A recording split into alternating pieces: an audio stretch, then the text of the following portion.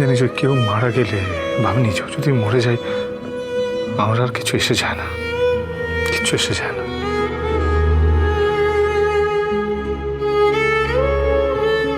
আর মরে যাই কি বলছে,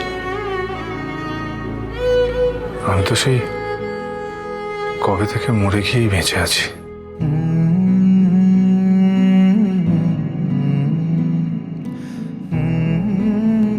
শুধু তোর কিছু হলেও হতে দিতে পারিস মহারাজ, কিন্তু তোর চোখের সামনে অন্য কারো কিছু তুই হতে দিবি না, সেটা আমরা খুব ভালো মতোই জানি। তাকে তুই না চিনলেও কিছু যাবে আসবে না, তুই ঠিক বাঁচাবি তাকে। কেন সবাই মিলে আমাকে বার খাওয়াচ্ছিস, গাছে তুলছিস? হ্যাঁ কেন রে, কেন বল বল। যাতে তোর মনটা ভালো হয়ে যায় আর তুমি তোমার নতুন বউয়ের কাছে ফিরে যেতে পারো। ঠিক।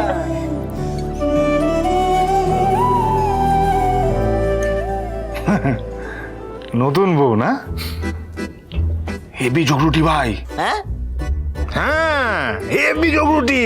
বাবা, বাবা আমি বলে রাখলাম এই শোধ আমি তুলবো। হ্যাঁ কার উপর শোধ তুলবেন আপনি? ঝগড়ুটি মেয়েটা ভুলে ফুটেছে আবার। হ্যাঁ আমি ঝগড়ুটে? হ্যাঁ না তো কি, না তো কি কে?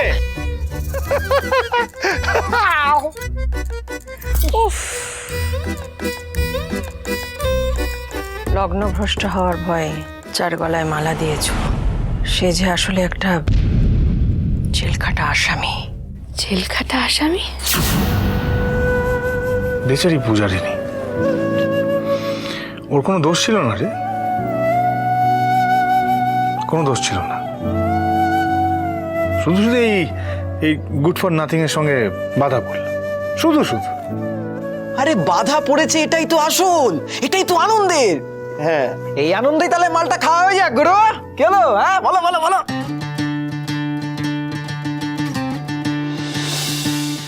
রাস্তার মধ্যে ওপেনলি এভাবে মদের বোতল নিচ্ছে, উনের বহর দেখো না। গাড়ি চলে তেলে আর আমরা চলি মালে।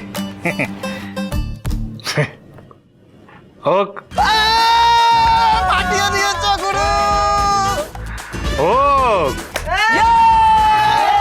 হয়ে যাক। এই তবে মনে রাখিস আজ কিন্তু মহারাজের কাল রাত্রি। ও বাবা, তো আরো ভালো ব্যাপার। গুরুর তাহলে বাড়ি যাওয়ার কোনো তাড়া নেই। হ্যাঁ, আর আমাদের বৌদিরও আজকে ওই মুখ দেখা বারণ। কেন বারণ কেন, কি হয় তাহলে? ঘোর অমঙ্গল। তাই নাকি? তাহলে তো মুখ দেখতেই হয়। এই এই এই বস, ফালতু কাজ একদম করবি না মহারাজ, নিয়মটা মেনে চল। সবকিছুর একটা মঙ্গল অমঙ্গল রয়েছে, এটা ভুলে যাস না।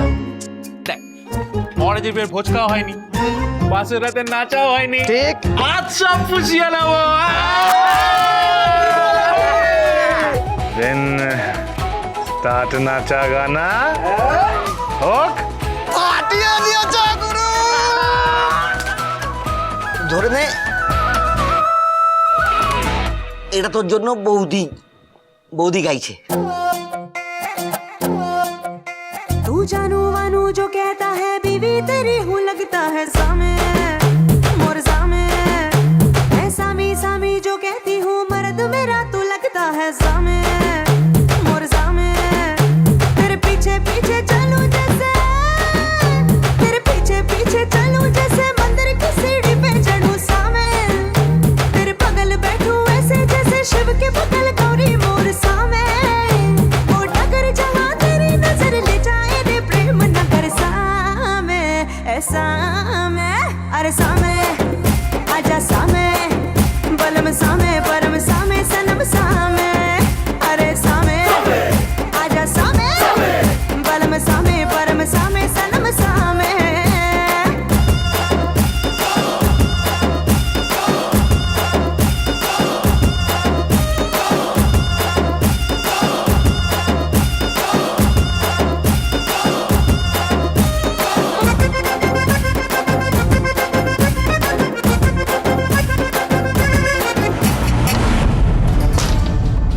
পূর্ণিমা, আমি কালকেই মায়ের সঙ্গে এই বাড়ি ছেড়ে চলে যাচ্ছি। তুমি থাকো একা এই বাড়িতে, থাকো।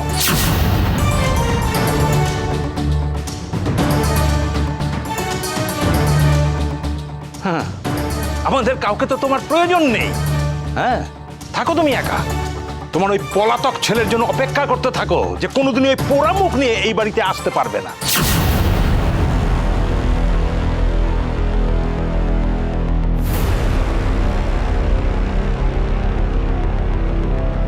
আগে তো আমার সাথে এরকম ব্যবহার করতো না। সোমনাথের চলে যাওয়ার পর থেকে, ওর ফোন করা থেকে এই নিয়ে দ্বিতীয়বার আমার সাথে এভাবে কথা বলল।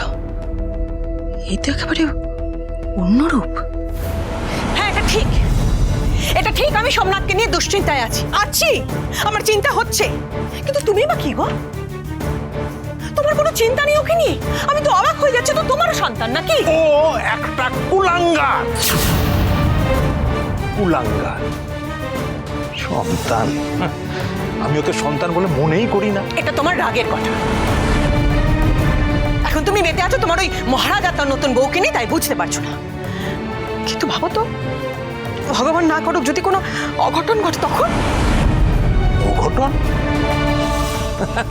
আরে অঘটন তো তুমি ঘটাতে চাইছো পূর্ণিমা, তুমি। নতুন বউ বাড়িতে ঢুকতে না ঢুকতেই মহারাজের নামে তুমি। হ্যাঁ, বলেছি, তার কারণ বলাটা উচিত মনে হয়েছে, তাই। উচিত? হ্যাঁ, উচিত। তাই নাকি? আমার মনে হয়েছিল নতুন বউয়ের কাছ থেকে কোনো সত্যি গোপন করা উচিত নয়। তার অধিকার আছে তার স্বামীর সম্বন্ধে জানার। তোমার অকর্মণ্য ছেলের সব সত্যিটা তার জানার অধিকার আছে। সত্যি? পূর্ণিমা, আসল সত্যিটা যদি তুমি জানতে।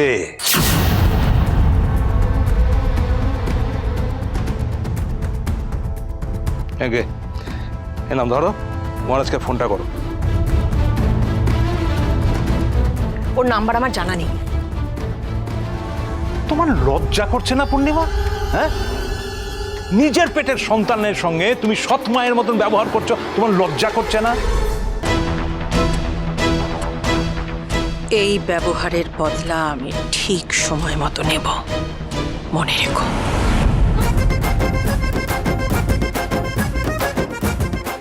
দেখ, এই মহারাজ, এই দেখ, ভাগ্যিস দেখলাম তুই নাচবি বলে ফোনটা রেখে দিয়েছিলিস, বা কাকু ফোন করছে নে। ও আমি যাবো না, আমি বাড়ি যাবো না।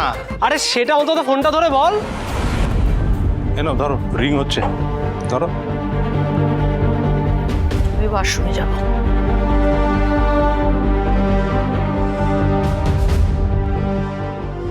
এই মহারাজ, ফোনটা ধর। পারবো না। আরে বাবা, চিন্তা করবে তো। আরে ধর। ধর। হ্যালো। মহারাজ, ঘড়িতে কটা বাজে দেখেছিস? হ্যাঁ, কখন বাড়ি ফিরবি? আমি যাবো না, আমি বাড়ি যাবো না আজ। কি, তুই বাড়ি ফিরবি না? ফিরবি না তো? না। ঠিক আছে, আমিও চিরকালের মতন এই বাড়ি থেকে চলে যাচ্ছি। দেখো তুমি ওসব যাই বলো, আমি আজ কোনো মতে বাড়ি যাব না, না, না। ঠিক আছে, আসিস না তুই, যেখানে আছিস থাক। আমিও আর থাকবো না, আমিও এই বাড়ি ছেড়ে চলে যাচ্ছি। থাক যেখানে আছিস, ভালো থাক, ভালো থাক তুই। হ্যালো। উফ, ना पड़े तेरी नजर पहनूं जो नई चुनर ना पड़े तेरी नजर क्या रही इसकी कदर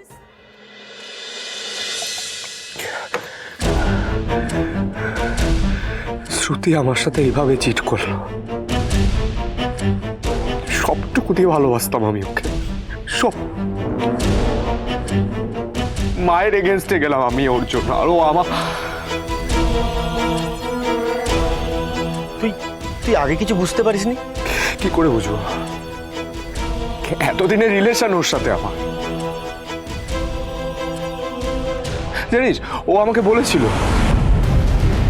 কালই আমাকে বিয়ে করে এখান থেকে নিয়ে চলো সোমনাথ, আমি প্রেগনেন্ট। এখন বাবার সব টাকা আমাদের। এই তো কিছুক্ষণ আগে সমস্ত টাকা পয়সা মিটিয়ে ফ্ল্যাট খালি করে দিয়ে চলে গেল। এই হলো এখন আমার অবস্থা।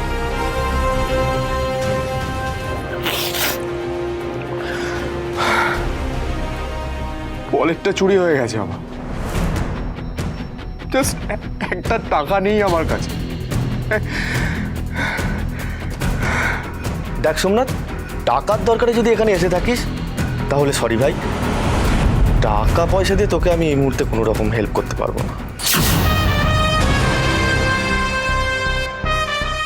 শোনো না, বলছি সোমনাথ দা অনেক বিপদে পড়ে এসেছে, অন্তত 5,000 টাকা দিয়ে দাও। না, সোমনাথ যে কাজ করেছে তাতে ওর শিক্ষা হওয়ার দরকার আছে। যথেষ্ট শিক্ষা হয়েছে, আর কত শিক্ষা হবে? দেখো, আমার হাতে দান ছত্ত করবার মতো বেশি টাকা পয়সা নেই, আর এমনিতে ওকে আমি এখন যাই দিই না কেন, ও সেটা আমাকে ফেরত দিতে পারবে না। তাও একটু চেষ্টা করে দেখো না। ঠিক আছে, তুমি বলছো বলে দিচ্ছি।